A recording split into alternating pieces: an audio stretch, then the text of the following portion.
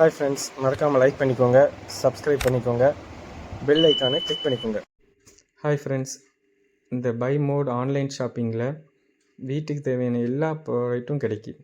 அதாவது நீங்கள் daily use பண்ணுற எல்லா ப்ராடக்ட்டுமே சீப் அண்ட் பெஸ்ட்டில் கிடைக்கி. இப்போ எக்ஸாம்பிளுக்கு பார்த்தீங்கன்னா பெர்ஃப்யூம், டால், ஆயில், பிற பியூட்டி ப்ராடக்ட் எல்லாமே. இந்த லிங்க்கை நான் டிஸ்கிரிப்ஷனில் கொடுத்துருக்கேன், போய் செக் பண்ணிக்கோங்க.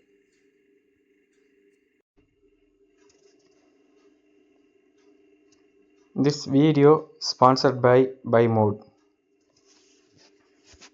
ஆழமான நீலக்கடலின் அடிவாரத்தில் சூரிய ஒளி கூட எட்டிப் பார்க்க முடியாத தூரத்தில் பல வர்ண மீன்கள் ஆனந்தமாக நீந்திக் கொண்டிருந்தன. அங்கு பெரிய பெரிய திமிங்கலங்களும் சுறாக்களும் திருக்கை மீன்களும் அமைதியாக தங்கள் வாழ்க்கையை வாழ்ந்து வந்தன. இந்த கடலில் நீலன் என்ற ஒரு சிறிய மீன் கூட்டம் இருந்தது. அவர்கள் மிகவும் துடிப்பானவர்கள், எப்போதும் விளையாடிக் கொண்டும் ஒருவரை ஒருவர் துரத்திக் கொண்டும் இருப்பார்கள். ஆனால் பெரிய மீன்களைப் பார்த்தால் அவர்களுக்கு கொஞ்சம் பயம். ஒருநாள் அந்த நீலன் கூட்டத்திலிருந்து ஒரு சிறிய மீன், குட்டி நீலன், தன் நண்பர்களிடம் ஒரு சவால் விட்டான். நாம் ஏன் எப்போதும் பெரிய மீன்களைப் பார்த்து பயப்பட வேண்டும்? ஒரு நாளாவது நாம் அவர்களுக்குப் பக்கத்தில் நீந்திப் பார்க்கக் கூடாதா? என்று கேட்டான். மற்ற மீன்கள் பயந்தன. அது ஆபத்தானது, குட்டி நீலன். அவர்கள் நம்மை பிடித்து சாப்பிட்டு விடுவார்கள் என்று எச்சரித்தன. ஆனால் குட்டி நீலன் விடாப்பிடியாக இருந்தான். அவனுக்கு பெரிய மீன்களைப் பற்றித் தெரிந்து கொள்ள ஆசை. அவர்களின் வாழ்க்கை எப்படியிருக்கும், அவர்கள் என்ன சாப்பிடுவார்கள் என்று அவனுக்குள் பல கேள்விகள். அடுத்த நாள் மற்ற நீலன் மீன்கள் விளையாடிக் கொண்டிருக்கும்போது குட்டி நீலன் மெதுவாக பெரிய மீன்கள் இருக்கும் திசையை நோக்கி நீந்த ஆரம்பித்தான். அவனது இதயம் படபடத்தது.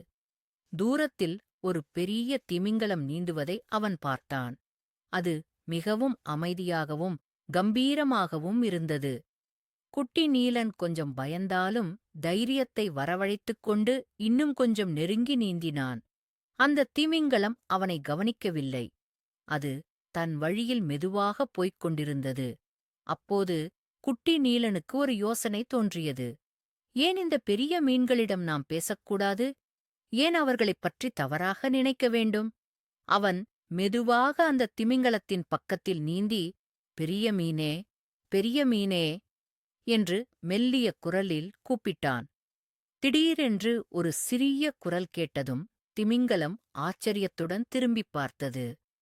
ஒரு குட்டி நீலன் மீன் தன்னை கூப்பிடுவதைப் பார்த்து அதற்கு ஆச்சரியம் தாங்க முடியவில்லை. என்ன குட்டி மீனே, உனக்கு என்ன வேண்டும்? நீ ஏன் இங்கே தனியாக இருக்கிறாய்? என்று திமிங்கலம் கேட்டது.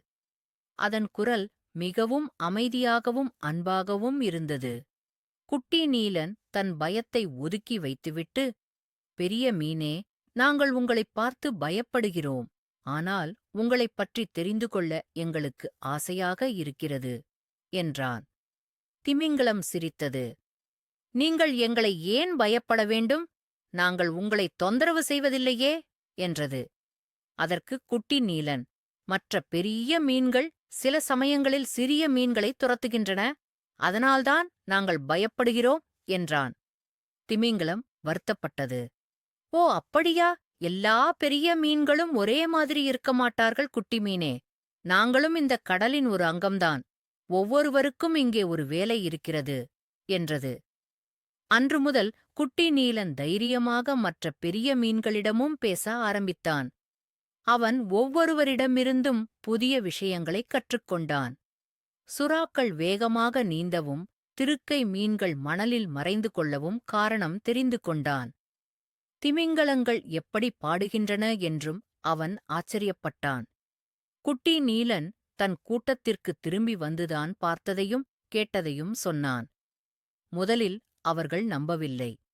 ஆனால் குட்டி நீலனின் தைரியத்தையும் அவன் கொண்டு வந்த புதிய தகவல்களையும் பார்த்து அவர்களும் மெதுவாக பெரிய மீன்களைப் பற்றி தவறாக நினைப்பதை நிறுத்தினர்.